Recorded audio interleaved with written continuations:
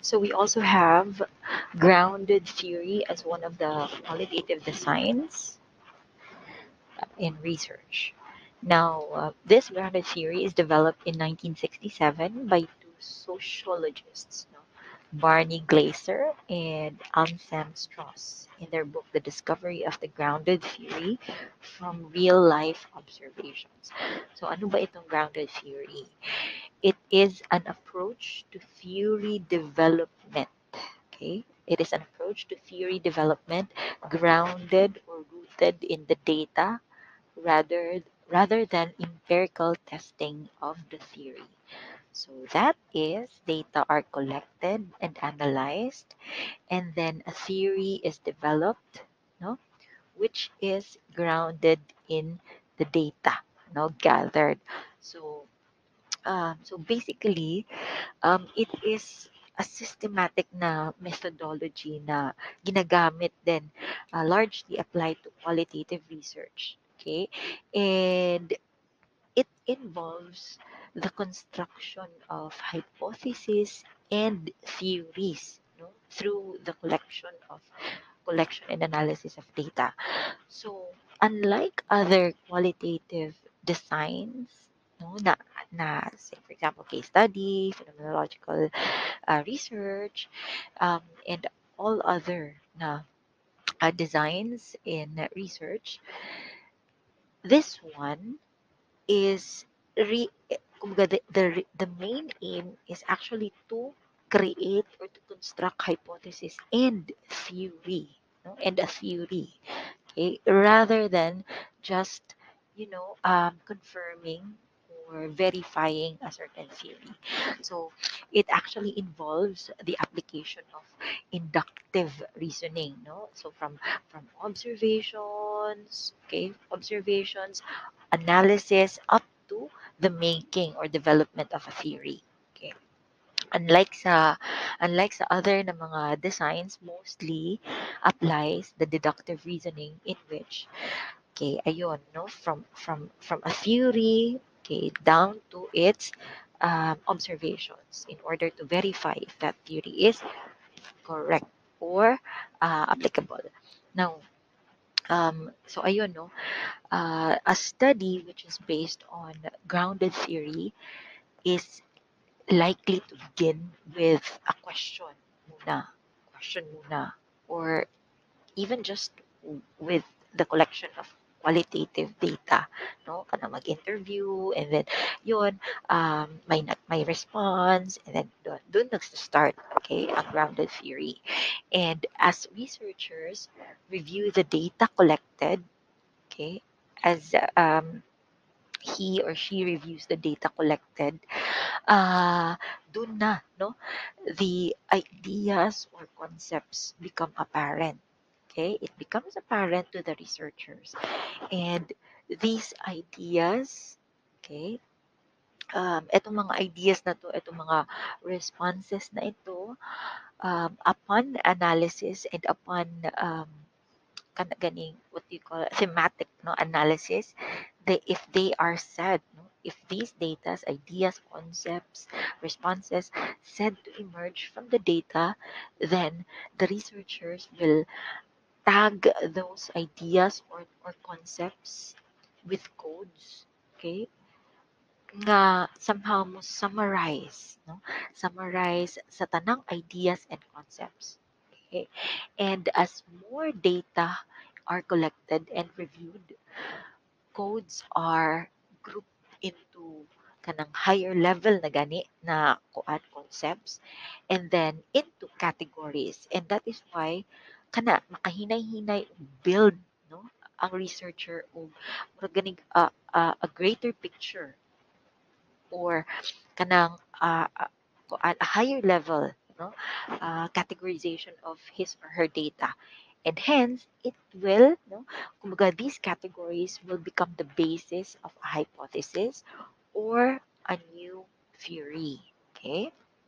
So, ayun, grounded theory is quite different from the traditional na mga scientific model of research, or from the most commonly used na mga designs in research, most particularly in qualitative research, because it here, no, or sa katumagong mga traditional, okay, or other types or other designs sa qualitative research, more likely they would, or most often they would choose, or they start with choosing an existing theoretical framework, okay,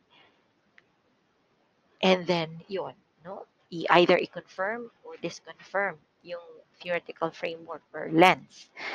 But dito, okay, dito, nagko-collect muna ng data for the purpose of making, okay, making another, or making a theory, rather than just developing one or more hypotheses derived from that theory or framework, and then mag-collect lang data for the purpose of assessing the validity, no, of the hypothesis kanang extracted from that theoretical framework. Okay, so ana man yun mostly, no, ang mga traditional, or the most commonly used na mga designs in research. Okay, nag-choose ka agad ng theory. But dito sa grounded theory na design, okay, the researcher, you know, the researcher really aims to create or develop a theory out of the data gathered niya, no? From the interviews, observations, and like that. Another design that is commonly used in qualitative researches is the case study.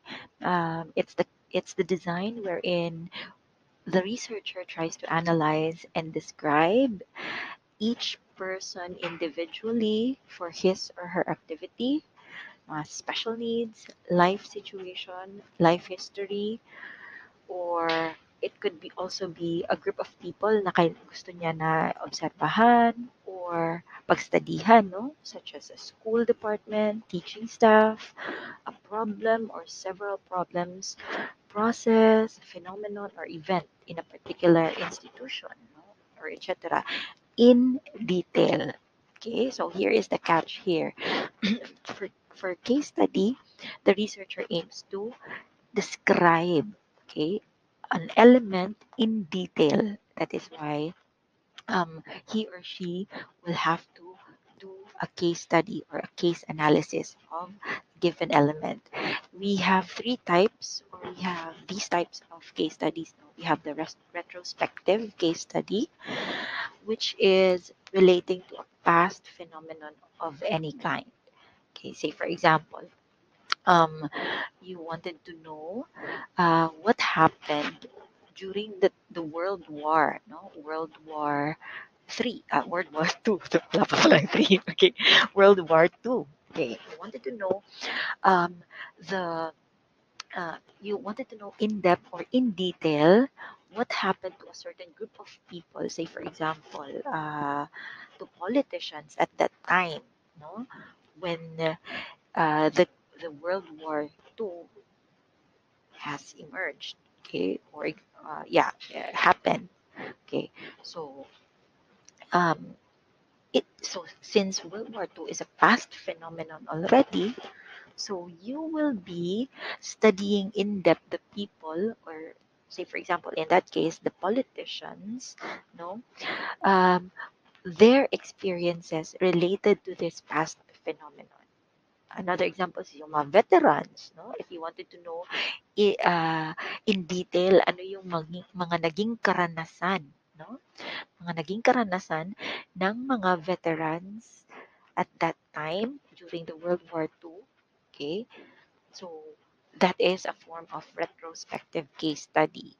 Another is a snapshot study in which the case is being examined in one particular period. And this time, this is not a past phenomenon, but rather a more present, no, na phenomenon. Say, for example, um, you wanted to know in depth kung ano yung uh, ano yung nararanasan, or what are the individual activities of the BBM supporters in this particular election period. ana, no? So it's a snapshot study. We also have a diachronic study, okay, in which the case study or the researcher analyzes and describes a group of people or activity or event or any life situation um, in a more longitudinal, no, nature. Okay, so from the word diachronic, okay, chronic, so it's there is a longer period of time involved, no? So it changes over time and is more likely similar to longitudinal studies, no? But unlike longitudinal studies that is more on quantitative in nature, etong diachronic study is case study and qualitative in nature. Okay. Now we also have ethnographical research. Okay, and for most among pala the qualitative studies we have or qualitative designs we have, this is the most intensive and in-depth observational approach, no, qualitative approach. Okay, why is it considered intensive and in-depth observational qualitative approach? Kasi nga from the word ethnographical research, it involves, no, people from a certain ethnography or a culture. Okay. So, yun. Intensive and in-depth in nature na pag-study ng kanilang uh, kultura. Okay. So, this term comes from the Greek word ethnos, which means folk, people, and nation, and grapho means I write. Okay. So, writing about folk, people, and nation. So ethnography has a setting in anthropology, which means portrait of a people. Okay. It represents an approach in which the researcher engages in prolonged observations from the group's everyday life, and then behaviors, values, and interactions among the members of the group are deeply studied, described, and interpreted by the researcher. Again, what makes it different from a case study is that this one more focuses on behaviors, values, and interactions of a certain cultural group, no, ethnographical, no, in nature. Okay, so ayon, and that's where the researcher will base his or her data about that certain or that particular group of people, okay, from their culture, no? Okay, so what are the strengths and weaknesses of qualitative researches? So una-una, as you can see, no, from the nature of the qualitative research, um, kumbaga, it will more likely to provide a rich and detailed na information about the targeted population na imong studihan, no? You as a researcher. And kasi nga, since it more more it is more concerned of a detailed explanation of a given event or of a given population. So it is rich, no? Or kumbaga, it is in-depth analysis. No, it provides an in-depth analysis, no, of the element that the researcher is trying to study. So it allows researchers to explore kanang kanang views of the targeted na respondents.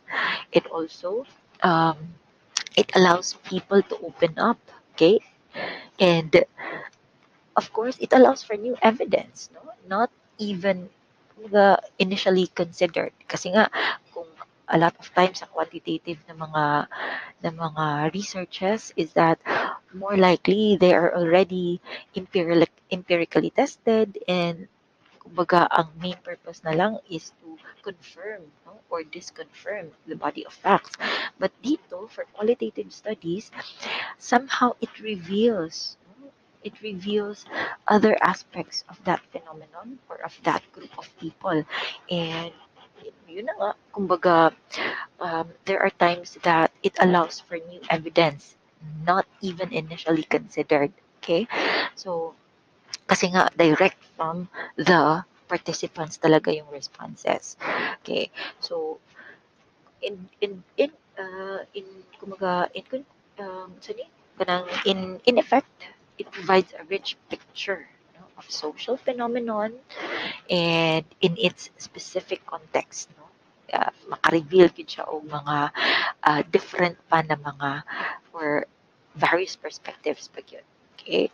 So it will more likely to provide a holistic interpretation, okay, of the detailed processes, no, that have uh, that have shaped, okay, people's lives, okay, or ana, no? So, since yun na nga open-ended ang mga questions na gina-employ diri sa qualitative research, then okay, it will allow for a more detailed and mas open pa to more perspectives. It will allow researchers to be introduced to a more different perspective. However, of course, naaman gid pud na siya mga weaknesses, no? And especially for most researchers we have right now, in which they would really prefer quantitative over qualitative because ano na, isa sa mga sinasabi na um, weaknesses ng type of research na ito is that difficult daw, no, to demonstrate the scientific rigor of the data collection exercise. Okay. However, there are some researchers naman that um, that somehow disconfirms or argues with this assumption. No, um, they are saying that it's not really difficult to demonstrate the scientific rigor of the data collection exercise. It's just that it is a matter of how the method is implemented.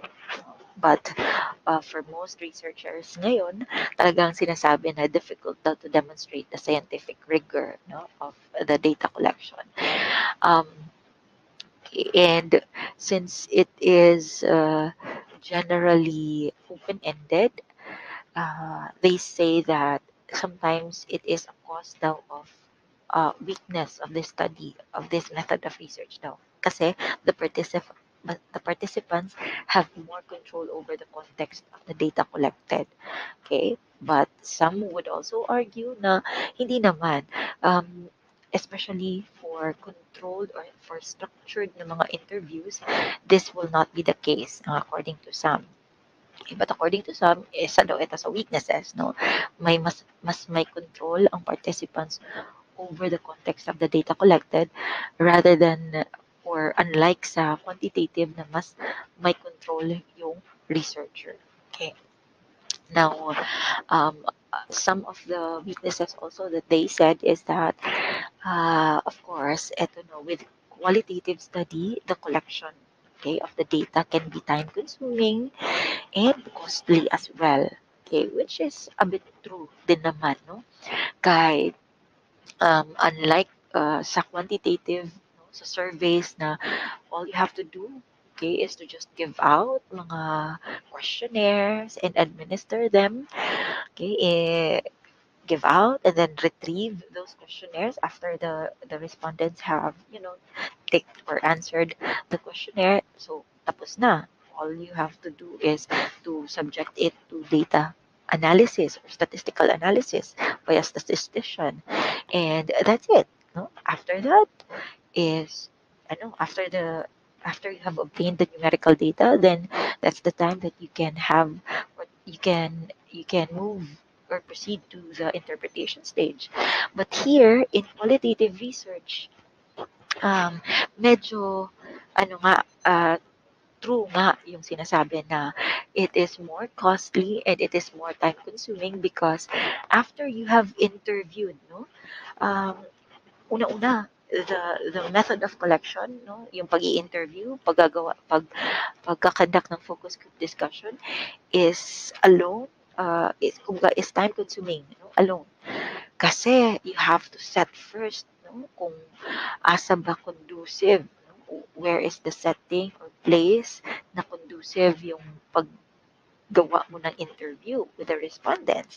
You have to consider pa that, no? And then also, um, you also have to make sure that, say for example, if you are trying to conduct a focus group discussion in which the participants, okay, you have to convene, no? Okay, you have to have a meeting with a set of participants to do the focus group discussion. So you have to really set the time and a place wherein that is agreeable to all of the participants, or else dili mo makaproceed. So ana no, so it would take time for you to set that up. And then after the interview and the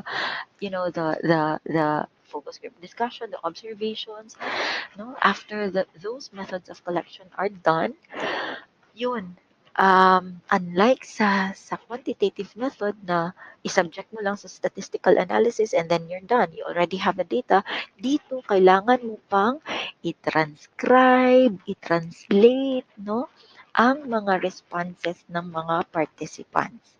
Okay? And after that, that is the only time na masubject mo na siya sa analysis. And for this, ang tawag dito is thematic analysis, no? Because you as a researcher will be extracting themes, categories, no, out of the responses.